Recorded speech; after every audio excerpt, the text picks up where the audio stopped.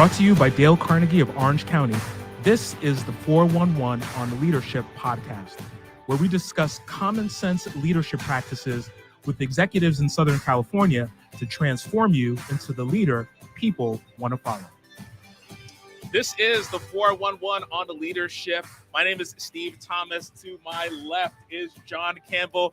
This is our 6-month anniversary. Unbelievably, we started back in March, and it's been a ride ever since. And we just want to say how grateful we are to be able to have you come and join us and spend some time with us. John, how you doing, my friend? How's everything? Doing good. Good to see you. I know it's been a few weeks. We had last week off because of the Labor Day holiday. I know many of you were taking a Monday off, but we're glad to be back with you on another Monday to talk through leadership and a little bit of an exciting show we got going on today. So we do. So for this particular show, we're going to be inspired by 3 different leaders. These were previous guests on the podcast. And so I encourage you to stick on in with us and help us celebrate it rather than us wax poetic about how great we are and how wonderful we are. We just decided that, you know what, we want to take the time and thank all of you. No, by all seriousness, we just wanted to take this moment to just to provide some inspiration, just encouragement. I know it's been a challenging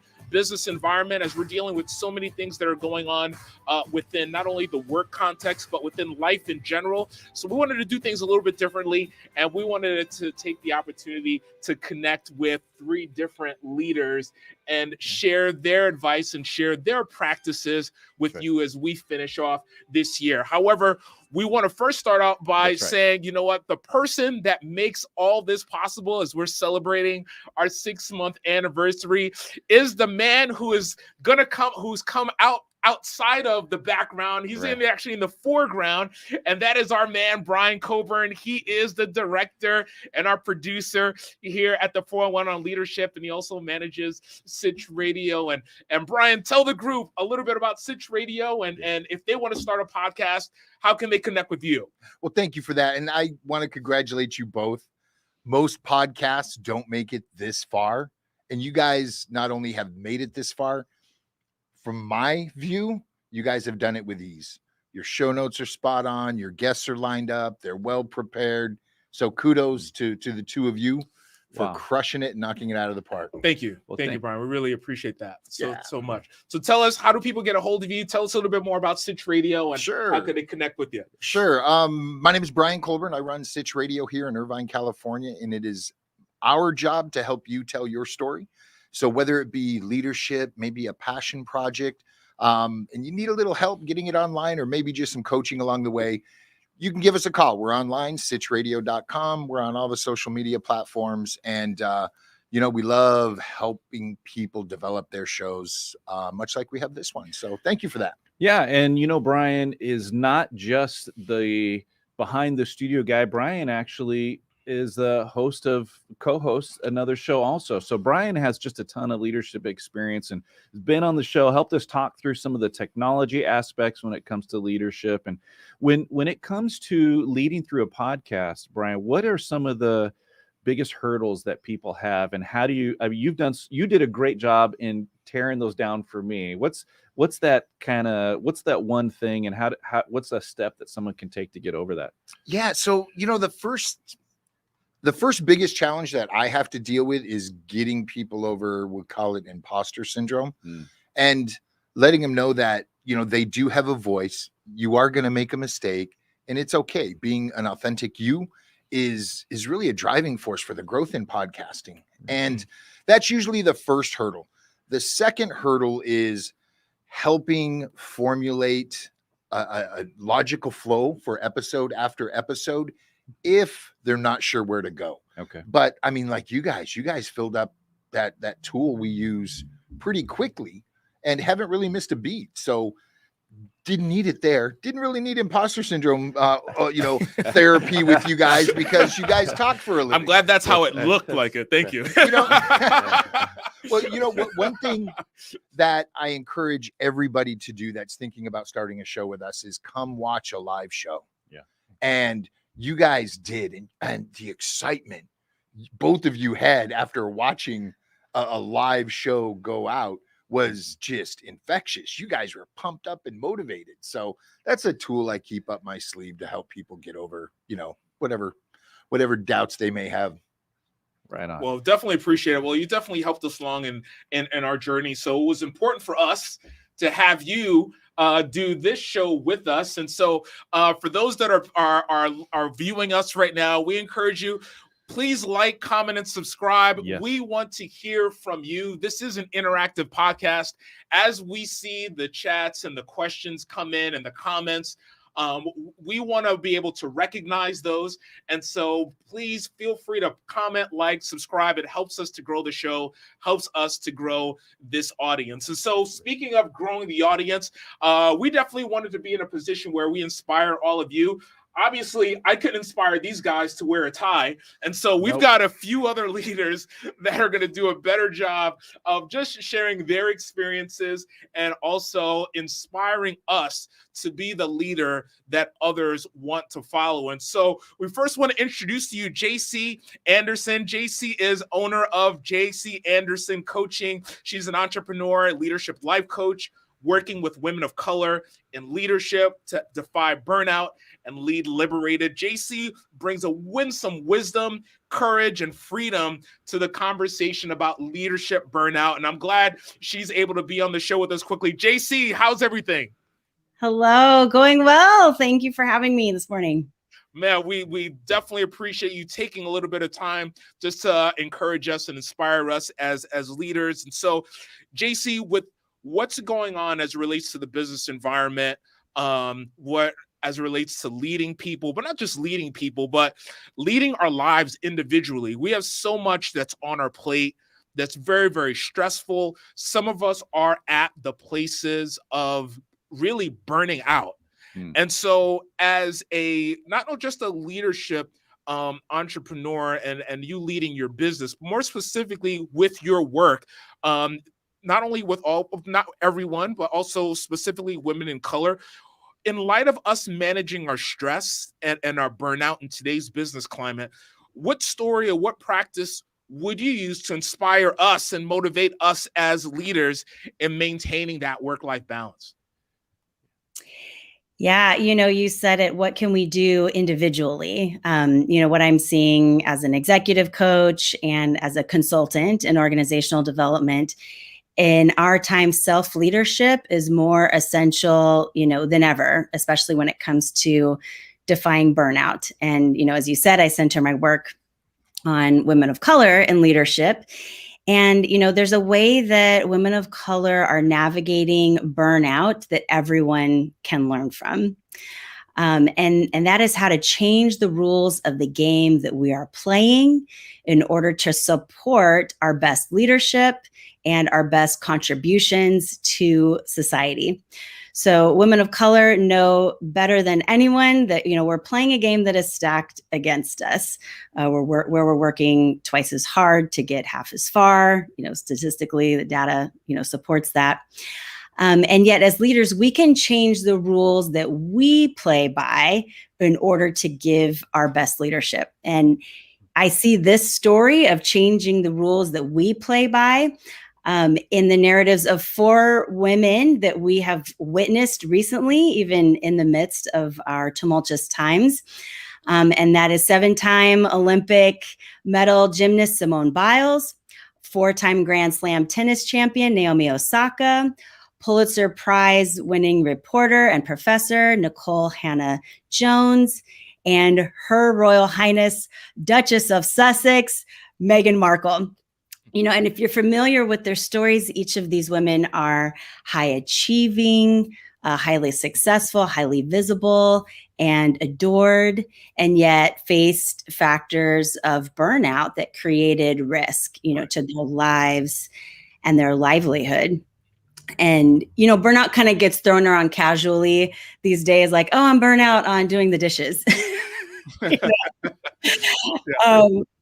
And yet we know burnout is one of the leading factors of a lot of health risks, including hypertension, migraines, heart failure, irritable bowel syndrome, insomnia, depression, anxiety, and all the different implications and impacts on our overall health and well-being.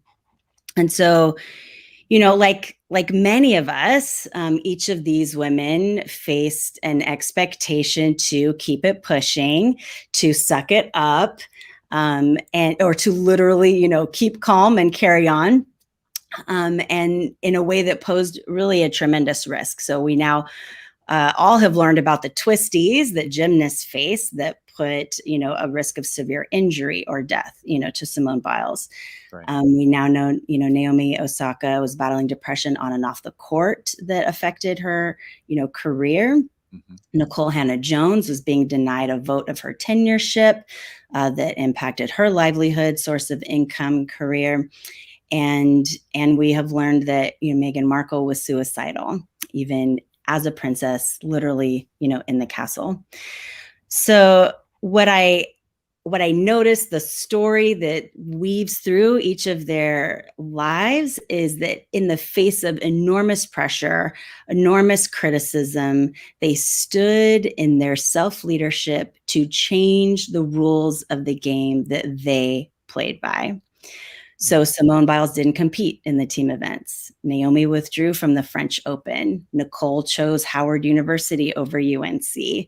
Meghan left the family business and she's like, rescuing chickens in Montecito. Right. But what we all learn from their stories is that we do not have to choose burnout. We can choose to play by rules that support, our well-being, that cultivate our best leadership. And there's two practices that I use with clients that I work with. And one is to bond with our liberated leader self. So get to know, who are you when you are at your most free, full self, and what is that leader like? What does she wear? What's her house like? What's it like to be in her presence, her warmth, and consult with her about decisions, about things, that you're facing. Right. And the second is to cultivate a personal board of directors. We all have, some board that we answer to somewhere in life, but having our own board of directors that could be honorary, you could include all these women on your board of directors, or literally people that you can, pick up the phone and call, that you can consult with, that are going to support your decision-making and choices to change the rules of the game that you play by, can give us, the support we need to lead liberated, to defy burnout, and really chart a new course of leadership. And, for those that are working with, women of color, or being led by them, we can choose to see their choices as a threat to, status quo, or as an invitation and a model for ourselves of how to defy burnout and change the rules and give our best leadership. Awesome. Yeah. Jaci, that's so important. Thank you so much for sharing, because especially as we understand who we are as a leader and the impact that we have. And I know even on top of those things, as a female leader, different challenges that are faced, because so many women, I mean, it's maybe not all of them, but tend to have more of a nurturing, a caring aspect, and sometimes even carry on the burdens of their team members and the things that they're going through, where, maybe I'm a little bit less feeling. So if you're not having a good day, Steve, I'm not carrying that with me. That's your problem. But a lot of times the female leaders are going to also want to carry that and support, and so many of those things. And so I appreciate you sharing with how they can change the framework and be able to take different steps to understand and to move forward on that. So thank you so much for sharing. So Jaci, definitely appreciate you sharing that, and the fact that us as leaders, we need to take the opportunity to be self-aware. And then I remember from our previous constellation, have that constellation of support. I remember that from our last conversation, just having people surrounding us to really make sure that we're not in it by ourselves, but we're walking through this. And so if you're listening to us or watching us on LinkedIn, we want to hear from you. Go ahead and put that in the chat. What are you practicing to healthily manage stress and defy burnout? And it looks like we've already got some great advice from Susmitha. Thanks so much, Susmitha, for your comment, which what she says, I don't have it up on my screen. Yep. So there's a question coming in. It says, great advice, Jaci. And she says, could you also expand on how to make this a reality with influence to attain the change. Sorry, can you say it again? How to make it a reality with? Yeah. So how to expand on that to make this a reality with influence to attain the change. So what's a first practical step that person can take to really change those rules that you mentioned? Mm-hmm. Yeah, well, it's looking at, those really pivotal decisions. Right. So leveraging, not trying to take on everything at the same time, but looking at what is one step that if I make this choice to say no to, this opportunity, this invitation, to set some boundaries, to really teach other people how, give people feedback about what they can expect from my leadership. It's those small decisions that really start to cultivate the type of leadership expectations you have for yourself, and therefore others have for you. So I would say, look at the places that you're experiencing the most tension. That's probably giving you some feedback about where your values might be out of alignment and how you can adjust to be more in alignment with them and create a leadership that you enjoy and that others will enjoy as well. Fantastic. Awesome. Well, JC, thanks so much for joining us. Thanks so much for spending some time and giving us a little inspiration for our week. If you want to get a hold of JC, feel free to visit her website. It's in the notes, Jaci Anderson coaching, I believe, .com, or is it jacianderson.com? jacianderson.com and social media at JC Coaches. Perfect. Listen, thanks so much, JC. We definitely appreciate it, and we'll see you again soon. Thank you. All right. Well, again, if you have any comments, go ahead and put that in the comment section. For this particular podcast, I will have to say, because we do have a couple of additional speakers, if you do have questions, know that the leaders that we have on could address those questions to you directly. We do have their information in the show notes. However, if you do want to reach out to them directly for your questions for this podcast only, they will definitely be able to reach out to you. However, we still want to hear your comments on what you're doing to manage stress and to defy burnout. And so our next guest we have with us is also a friend of the show. She's actually joined us a few weeks ago, and so we love to have her on the show. So we have Dr. Anita. Dr. Anita, welcome to the show. Dr. Anita is affectionately known. We know her, Dr. Anita, but she's Anita Polite Wilson, who is the founder and CEO of Dr. Anita Enterprises and is known for her work in diversity, inclusion, and belonging. She also helps leaders and teams in high-stress situations successfully navigate complexity and change together. Dr. Anita, how are you? Good morning. I am so excited to be celebrating your 6-month anniversary. The last time I did that was me and my husband. So congratulations. It's a milestone. All right. It is a milestone.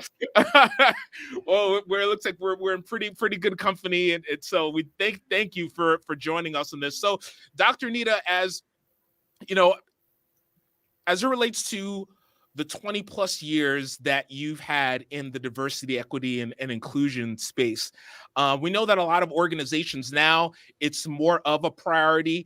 They want those diverse teams. They want to practice that inclusive leadership.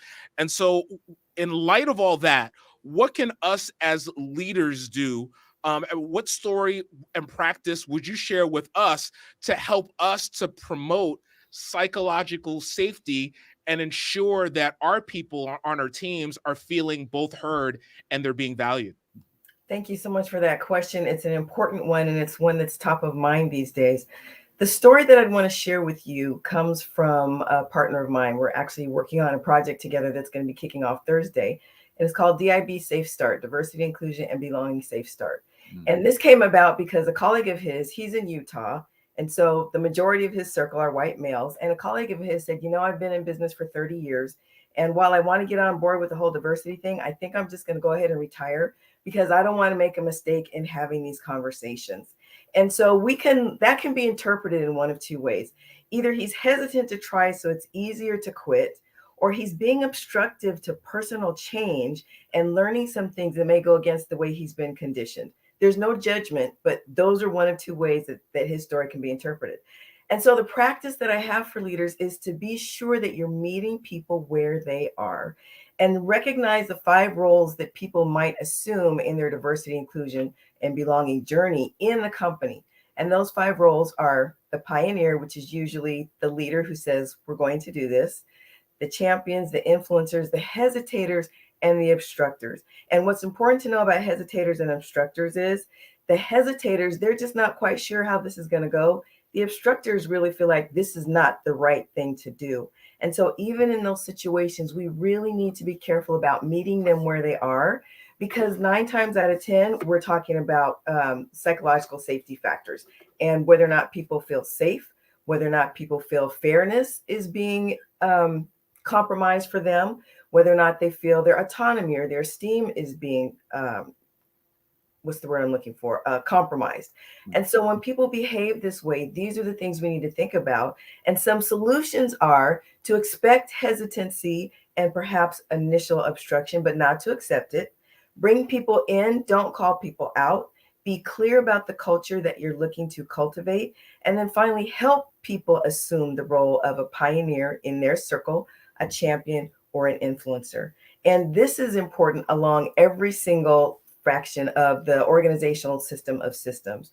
For a resource, you might want to consider going to my website, dranita.com, clicking on the media link, and then go to the podcast and search for the episode that's dated August 7th, and it's entitled A Subtle Awakening. And it really talks about the different ways that people feel like they're being woke. Either this is done to me and I don't like it, or someone is meeting me where I am and bringing me along to a sense of self-awareness that I can then move with and grow with and take with me, not only into the organization, but in my personal life.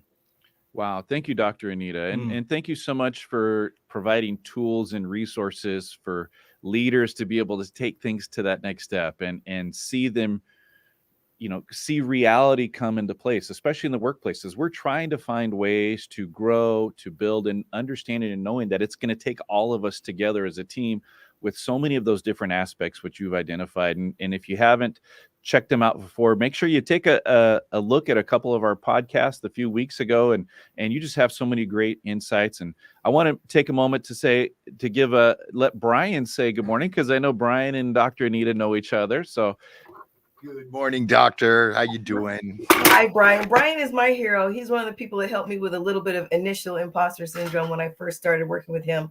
Brian's amazing. Brian is so encouraging, and he's just wonderful to not only work with as my producer, but to collaborate with as a thought partner. As a matter of fact, Brian and I recorded a show this past Saturday that's going to be airing next Saturday. So I hope you watch it. It's about Brian's lived experiences and some of his aha moments listening to my content as I was recording for a new project. So Brian, I can't thank you enough. And I'm looking forward to our 6-month anniversary. Oh, and Dr. Anita, your message, and I can't say it's your message. The way you deliver the message you're delivering is phenomenal.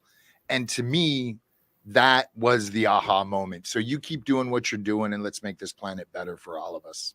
Thank you, Brian. With your help and support, I will. All right. Well, Dr. Anita, we're just so grateful that you joined us, and just a couple of comments that came in. Kit, hey, thank you so much, Kit, for congratulating us on our anniversary here. It's because of listeners like you that keeps us going and keeps us motivated and encouraged to continue to put out this content. Also, one of my favorite fans. Oh yeah, put in a comment. Wait, there. Are you a fan or is she a fan? I think it's a mutual. It's a mutual. It's a mutual thing there. I think I'm more of a fan of hers than she's. That's mine, probably the best way to be. It is what it is. But Cecile, thank you so much. She echoed what you mentioned, Dr. Anita, and really we need to meet people where they are. Yeah. Right. As opposed to them expecting us to be at our quote unquote level, if you want to call it that. Mm-hmm. But really, if we really want to start that process of reaching across the aisle, it's really going ahead and meeting people where they are and helping them and building them up and putting them in a position to succeed. So, Dr. Anita, thank you so much for joining us. We really appreciate you spending some time with us and sharing some encouragement and also some practical tools for our participants or our listeners. And so we look forward to having you on the show again. Thank you, Stephen John, so much. And shout out to Jaci. She's a boss. I loved her personal board of directors. I share that also as an executive coach. So Jaci, you and I need to connect. Awesome. She is a boss. She is a boss. Well, thank you so much, Dr. Anita. We'll talk to you again soon. So if you want to put this in the chat, or if you want to put this in the comments again, we want to hear from you. Right. What advice and or practice are you using to ensure that your team is heard and valued? Go ahead and put that in the comments. We love to recognize those, and we like to make that available to the leadership community at large. Again, what advice or practice are you using to ensure that your team is heard and valued? So we look forward to hearing from you in the comments section, and we're going to recognize those as soon as we see them. Right. And so our final speaker, or if not final guest, I should say, that we have on our podcast. Here, you know what, John? I feel like let me you go ahead and do it. I'll pass that off to you, because this dude is awesome. He is, and he's a good friend of us, of the show, and a fantastic leader from around the country, and in some cases the globe. So we are excited to bring back Jaci Richmond, and he's a 20+ year culture change strategist who is noted authority on helping companies build strong, sustained revenue growth by empowering their employees and developing energizing office culture. And he's the author of Culture Spark: 5 Steps to Ignite Sustained Organizational Growth, and the upcoming Culture Ignited: 5 Disciplines for Adaptive Leadership. Help us welcome Jaci Richmond. Thank you, John. Thank you, Steve. It's great. And I got to start. Congratulations. I mean, it's you guys keep striving. You don't let things get in your way. You get through the small stuff. You tackle roadblocks. It's a great accomplishment. So congrats on your 6 months. I can't wait till it's 1 year. Yeah. Thank you so much, Jaci. We definitely appreciate it. And so, Jaci, this is no surprise to you. The Great Resignation, that's the big event that's going on currently, and leaders are concerned. They're concerned about how they can best keep their teams, especially with the type of environment that the business environment that we're in right now. And so, as a culture strategist, what practices, or what stories could you inspire us with, and how could you motivate us, or what motivation would you provide, for leaders to best retain their teams and also improve their workplace culture? Yep. Well, first of all, I'm going to give a shout out to Jaci and Dr. Anita, because they had some very specific takeaways from their participation that drives some of this Great Resignation, right?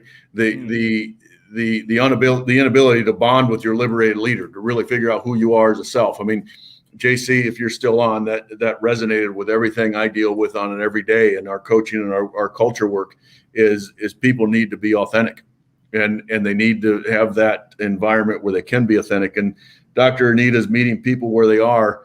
It's one of the largest roadblocks out there for leaders right now to retain their talent. That is a new skill. That is a dedicated skill for managers and leaders to go out there and be deliberate about meeting people where they are. So those two things really resonated to me in the work I do and in the world I play in. When it comes to the Great Resignation, I guess, as you call it, first of all, I think it's important to identify that it's real.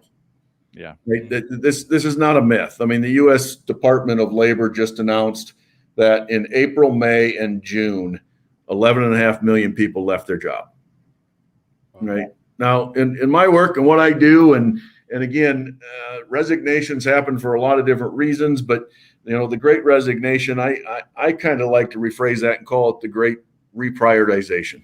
I lead a global HR and organizational development group on a monthly basis, and we have a global group of HR professionals, organizational developments, leaders, managers from across all industries. And through the pandemic, every month we meet on Zoom, and we talk about the challenges we're having: remote workforce, hybrid workforces, resignations, retention, recruiting, and everything. And just through the last 18 months, we've been very deliberate in taking a look at how this is impacting a workplace culture.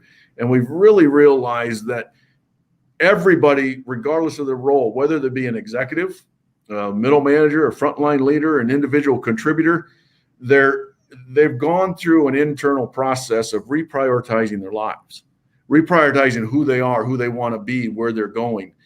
And I challenged the group to go out to their managers and leaders and work with their teams and have those open, authentic conversations about how has your life priorities changed?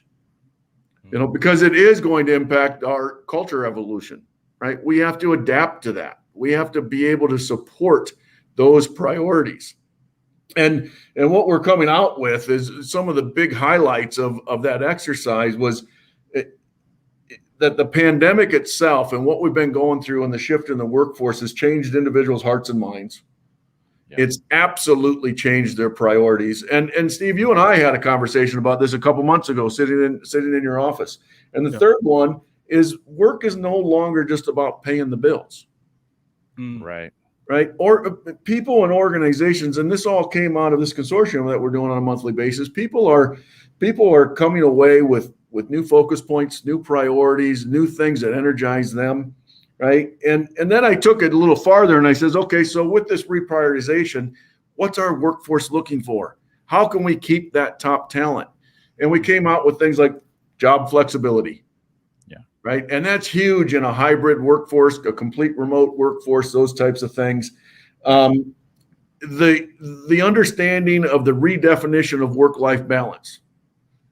Right. Work-life balance, when I had an hour and a half commute to and from, means something totally different with work-life balance when I'm juggling all the day-to-day work-life things that have been forced upon me by working out of my home, right? So we have redefined what work-life balance has, and I challenge every corporate leader to go through that and redefine it within their organization, right? And the third thing is the recruiting processes in our workplace culture and our workplace environment has changed drastically.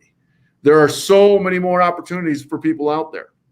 If you're in a work from home or a remote workforce place, all of a sudden as a recruiter, your people are going to get recruited at a higher level because they don't necessarily have to move. Yeah. And those big three things to be aware from a leader standpoint, from an organization standpoint, from a cultural standpoint are critical in what you need to do to evolve your culture and retain your top talent. And yes, the great resignation driven by great reprioritization is a reality. And we're focusing a lot on really developing leaders to adapt their leadership styles, tendencies, skill sets, right, to retain that top talent by having that awareness and adapting to that. Wow. Jason, you're just dropping insights on us this morning. I mean, all three of you. Yeah, just absolutely. Like soaking this up. That's just so important. Yeah, I know. It's like a half hour definitely isn't too long for all of you, but it's so important. And what you mentioned there, Jason, it just, I love when you mentioned it's the great reprioritization, and I think that really accurately hits it on the head, right? Where people are just, priorities are so much different than it was pre-pandemic. Yeah. And so, it's up to us as leaders to borrow something, from both Jaci and Dr. Anita, whereas not only we need to be aware of that and aware of the priorities and how they are for us, not only physically, but mentally as well. But then as leaders, we need to be, once we have that self-awareness, we need to meet people where they are and see and see what we could do to best help them navigate the situation or navigate these issues. Yeah, and thank you so much for just sharing with us. And Jason, I mean, obviously, I know everybody's going to have questions, just like we did with Jaci and Dr. Anita. But how can our listeners get a hold of you if they've got questions and want to follow up? And again, I assure them if they ever wanted to ask me a direct question, jason@idealoutcomesinc.com. Okay. It's going to go right to my email address, and I will respond. Absolutely will. They can find me online at idealoutcomesinc.com. They can find me on LinkedIn also under Jason Richmond or Ideal Outcomes. They'll find me on LinkedIn also. So, but I mean, I respond to direct emails every day. And guys, I do. Your guest, Dr. Anita, JC, the work they do. We need millions more people doing the work that they do. To just raise the bar on the understanding of what our workforce is going through on a daily basis. And we can't lead the same way we led 3 years ago. It just is not going to work for our organizations if we try. So that evolution, I mean, to continually change, to continually grow, to continually learn. Thank goodness where we got people like Dr. Anita and JC out there leading the way, just like my group does. Appreciate it. Well, Jason, we definitely appreciate having you on the show, and we look forward to having you come back. We'll have you back just to let us know what's going on. But thank you so much, Jason, for joining us. Yeah, thank you. Culture Ignited will come out in about 10 days, and I hope we can come back and talk about it a little bit. Oh, most definitely. Yeah, it's going to happen. It's going to happen. Thanks so much, Jason. All right. Cheers, guys. And so we're wrapping up the show because we've gone totally over time. And Brian, he's I feel like we have license to, because Brian is actually here. He can't shut us off on this side of the booth. Right. But with that being said, we just want to just say thank you to all of you. And I just want to specifically thank these gentlemen here to my left. This whole idea of this podcast, it really originated with these two gentlemen. They were just so kind to bring me along and take me along for the ride. And with that being said, I mean, they it meant a lot to me that they did. I was totally defiant at first. Talk about that imposter syndrome. I was like, no, I don't know what you're talking about. But at the same time, they continue to press forward. And so I just want to say how blessed I am to work with both of them, especially John here. And, we just work really well together. And more importantly than the working well together, I think it's just we have the same focus and mindset, and us wanting to serve those that are paying attention to this podcast. So I particularly want to give a shout out to the both of you. John, it's awesome working with you, man. Yeah, brother. It's definitely a blessing. It just works. It just works. Thanks so much, Lynn, for the comment. Also as well, they are really, really insightful. And John, I'm going to leave you with the last word, my friend. I appreciate it. Yeah, and thanks so much for hanging out with us these 6 months as we get a chance to try to help you become the leader that you want to be. As Steve and I get a chance to share and to learn also along the path with you. And Brian, thanks so much for making this happen. We just appreciate you so much. And you got to kind of close it out, Steve, but I appreciate you and everything that you add to the show. And I know we got to close out here. So we just want to make sure that you are empowered to take your leadership skills to the next level. Again, it means so much to us. Like, subscribe, continue to comment. Even if we're not live on air, we'll get back to you. We appreciate you, and may your leadership be amazing. Take care.